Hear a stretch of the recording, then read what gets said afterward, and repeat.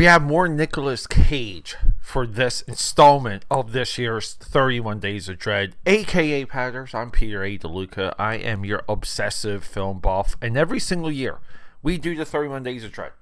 We're doing more Nicolas Cage. Long Legs came out this year, and also this year, Arcadian. Back-to-back banger horror movies. This is classified as horror, action, whatever. It's got one of the best creature designs I've ever seen. Ever. Let's get into it.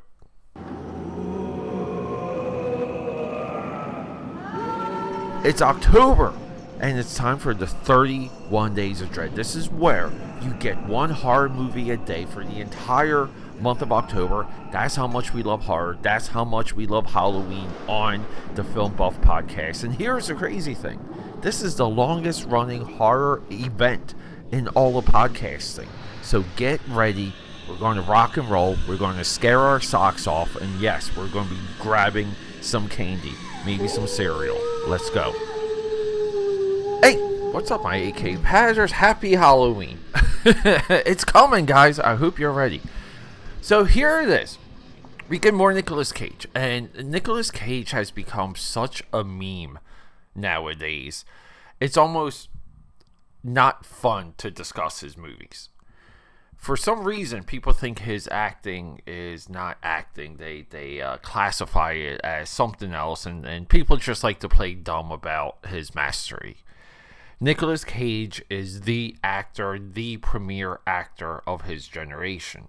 When it comes to what his contemporaries have tried to do, post-Oscar win, no one's even close to Nicolas Cage. And what am I really what am I talking about here? Like, what's the point?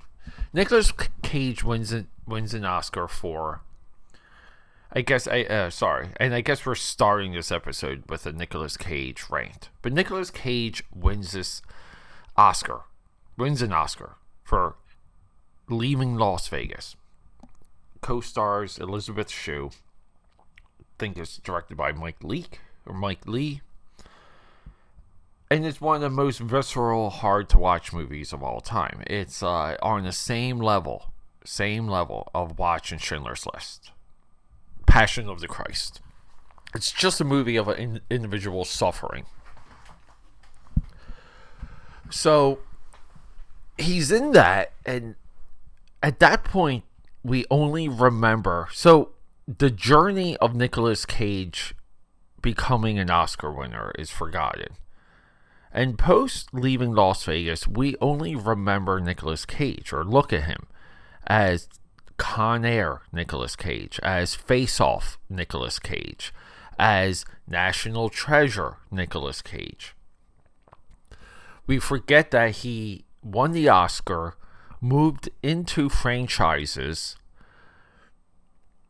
and became a serious character actor in which he's portrayed a range that few have. Now, we can say a straight to DVD or a straight to VHS career. Now, like Bruce Willis in my mind, and given like he is suffering from dementia in some of his later roles. But something very similar. Stallone, Nicolas Cage, Bruce Willis.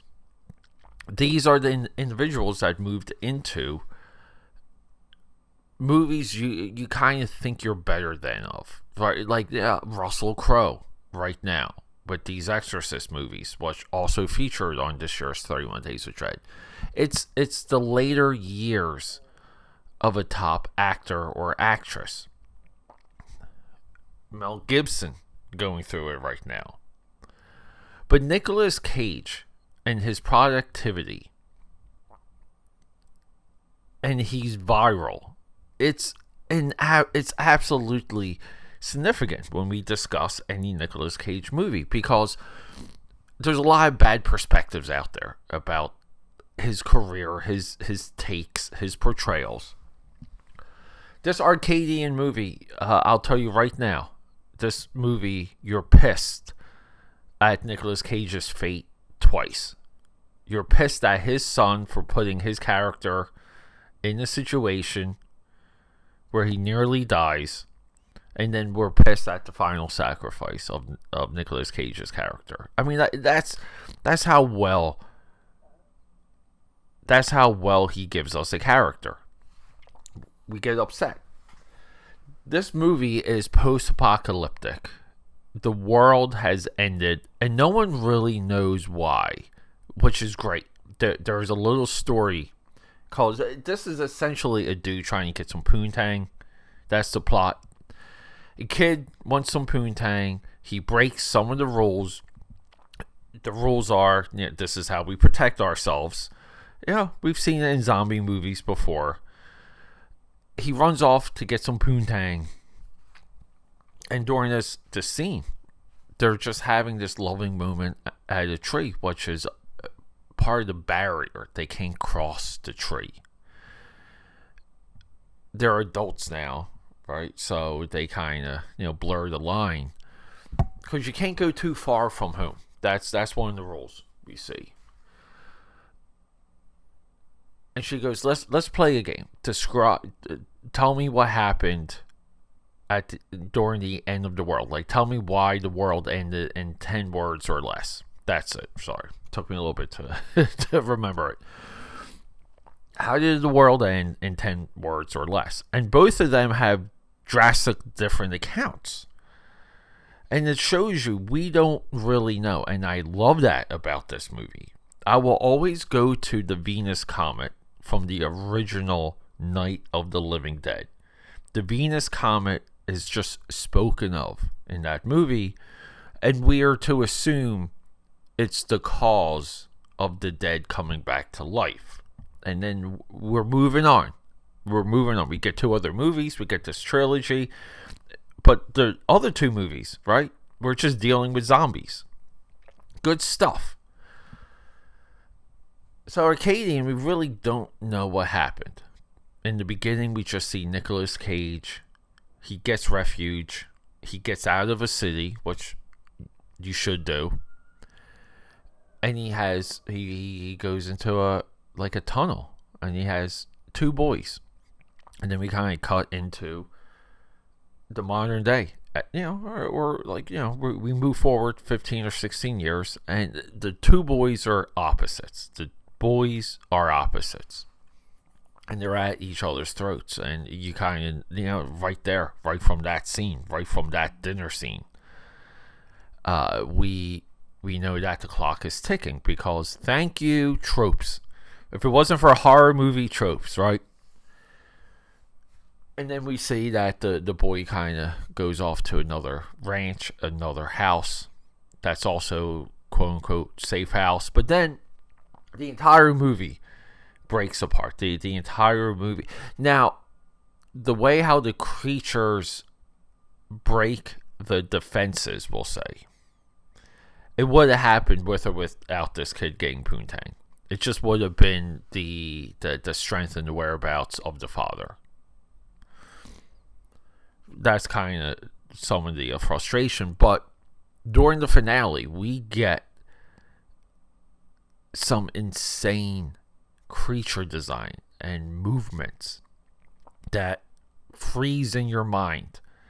And because of that, this movie's great. Give me something new. Okay, yeah, I mean, I guess this movie you can say is a little bit tropey.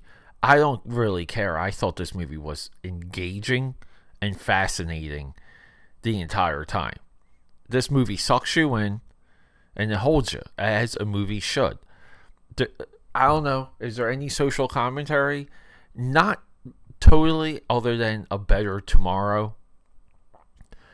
Nicolas Cage somewhat makes a comment that he believes these creatures are in revenge of the environment, that they're somehow spawned from Earth itself. Could be true, kind of cool.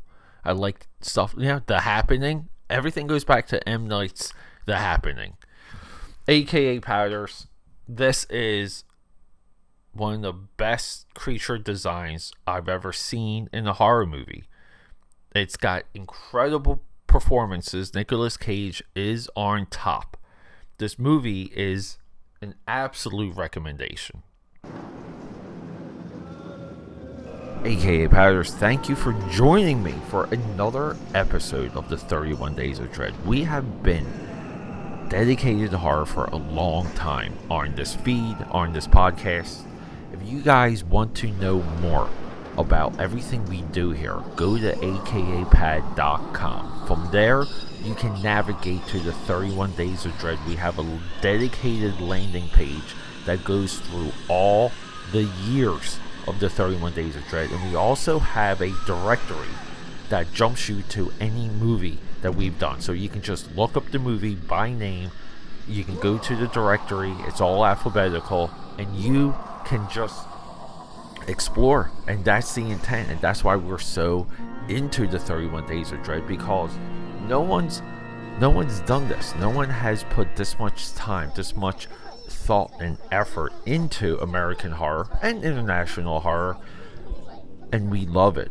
Horror is the future of American cinema. Horror right now is holding up American cinema, and I'm so thankful for it. So I'm hoping that you can extend yourself, explore, and continue the conversation.